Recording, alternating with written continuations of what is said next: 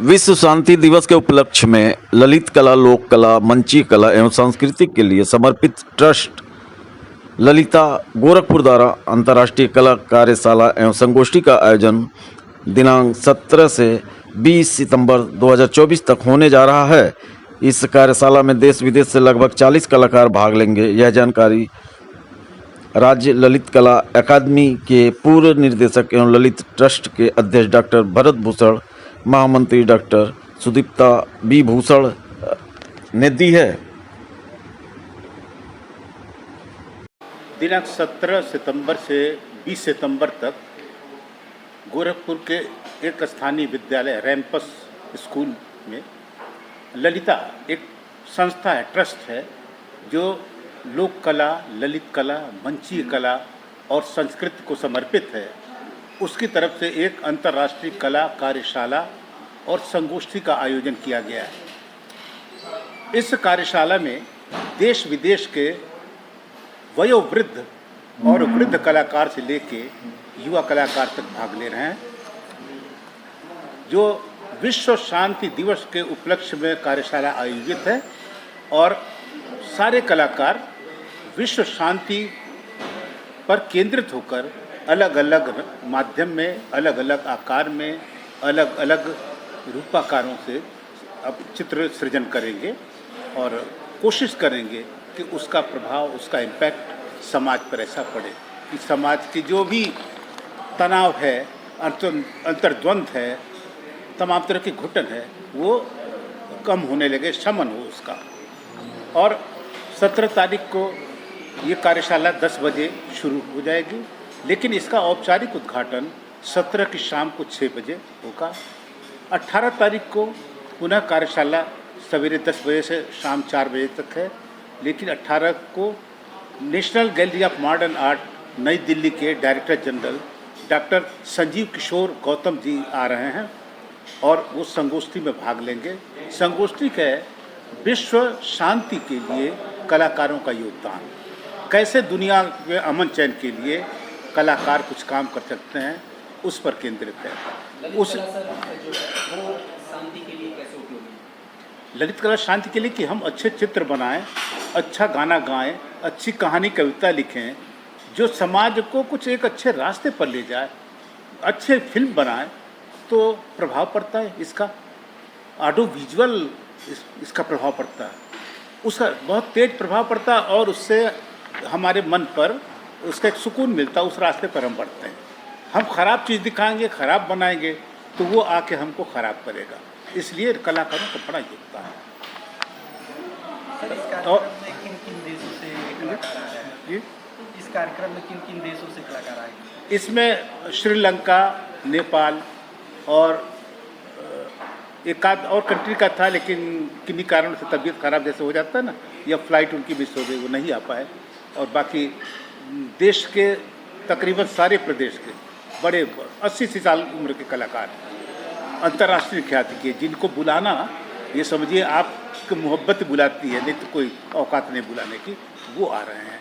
और गोरखपुर के लिए सौभाग्य की बात है, वो आके 4 दिन हमारे 6 दिन हमारे साथ रह के कला सृजन करेंगे, बातचीत करेंगे, जो नई पीढ़ी है उसको भी बताएंगे, समझाएंगे।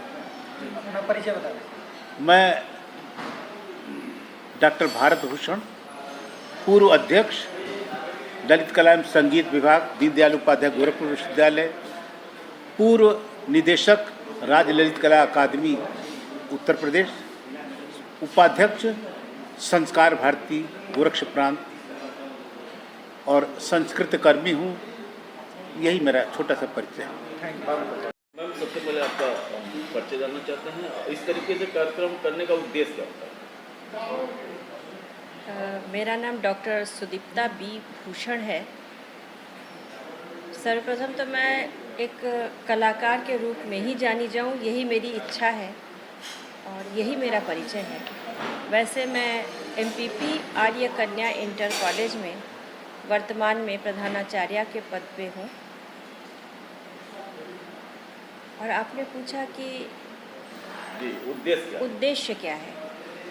हमारा सीधा सा उद्देश्य ये है कि हमारा शहर बहुत छोटा सा शहर है और हम जब पढ़ते थे यहाँ पे तो हमें बड़े शहरों में क्या हो रहा है, देश दुनिया में क्या हो रहा है, हमें बिल्कुल पता नहीं चलता था। आज हमारे पास मोबाइल है, उससे हम ये तो देख लेते हैं कि ये पेंटिंग बनी या ये मूर्ति बनी या ये ऐसा संगीत है, लेकिन उसके गूढ़ अर्थ में हम नहीं जा पाते, उसका विश्लेषण हम नहीं समझ पाते हैं या फिर उसको बनाया कैसे ये नहीं देख पाते हैं। और अंतर्राष्ट्रीय स्तर पर कौन सी धारा चल रही है, विदेशों में किस देश में किस तरह के चित्र बन रहे हैं, हमें कुछ समझ में नहीं आता है। स्पेशली बच्चे वो नहीं समझ पाते हैं। तो ये वयोवृद्ध कलाकार या ये सीनियर आर्टिस्ट जो हैं वो जो यहाँ आते हैं और काम करते हैं, उनके साथ काम करके वो टेक्निक सीखते हैं कि कैसे करें, क्या करें। वो जो संगोष्ठी हमारे वहाँ चलती रहती है या बच्चे पूछते रहते हैं ये क्यों किया, कैसे किया, साथ बैठ के काम करना, उसमें वो ये जानते हैं कि अंतर्राष्ट्रीय स्तर पर उन्हें क्या करना चाहिए। हम सिर्फ ये सीखते हैं हाउ टू डू, यानी कैसे हम चित्र बना ले, बस बनाया और सबमिशन दिया, पास हो गए, एमए कर लिया, बस ख़त्म। लेकिन यहाँ पे हम ये सीखते हैं व्हाट टू डू, हमें क्या करना चाहिए। आज की धारा में सोच कैसी है, देश दुनिया क्या सोच रही है, ये जो इस समय विश्व युद्ध की स्थिति पैदा होने जैसी हालात बने हुए हैं, ऐसे में कलाकार क्या कर सकता है।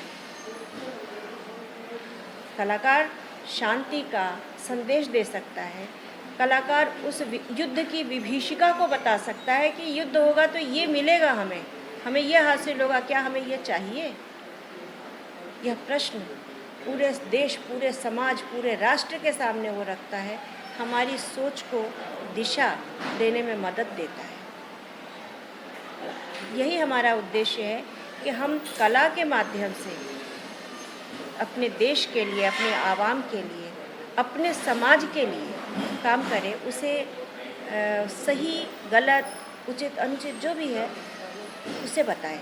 मैम, सोशल मीडिया एक माध्यम है लोगों को अपनी कला, लेकिन आजकल सोशल मीडिया पे जो जिस तरह से वल्गैरिटी पेश की जा रही है, क्या उन पर आपका ये वर्कशॉप छाप छोड़ पाएगा?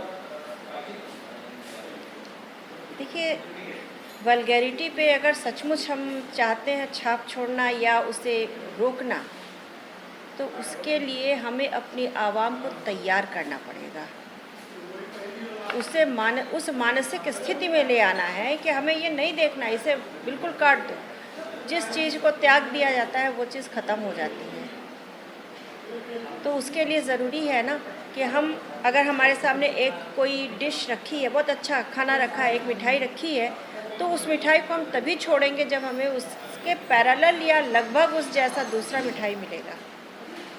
तभी हमारा इंटरेस्ट क्रिएट होगा, तभी हम उस चीज़ को काट पाएंगे। तो बेसिकली ये वर्कशॉप जो है वो इंटरेक्शन है between masterpiece artist and who is basically involve want to involve in the art. हाँ, ये एक पक्ष है जो बताया आपने, बिल्कुल सही है, यह भी एक पक्ष है। और उसके साथ साथ उसे दिशा भी मिलती है और उसका दिशा निर्धारण भी होता है कि किस देश में क्या हो रहा है। तुम उस देश में जाके तुम्हारे इस काम का वैल्यू उस देश में मिल सकता है, या तुम्हारा यह काम जो है वो फलाने देश में जो काम हो रहा है ना उस जैसा है, बेटा इसको तुम थोड़ा सा और डेवलप करो, या ये चीज़ है, ये कमी हो रही है, इसको हटाओ और इस तरह से और ले जाओ। तो आप सोचिए कि हमारा गोरखपुर इनरिच होगा, उससे हम आगे बढ़ेंगे। ये मौका जो हमें नहीं मिला वो हम चाहते हैं कि हम अपने बच्चों को दें, अपने युवाओं को दें, वो बहुत आगे जाए और हम सब पीछे से और वयोवृद्ध हो जाएं तो हम लोग पीछे से देखें कि हमारी संतति, हमारे बच्चे, हमारा शहर कितना आगे बढ़ा है और हम सब उस पर खुश हो सकें, हम सारे लोग मिलकर खुश हो सकें, यही कामना है।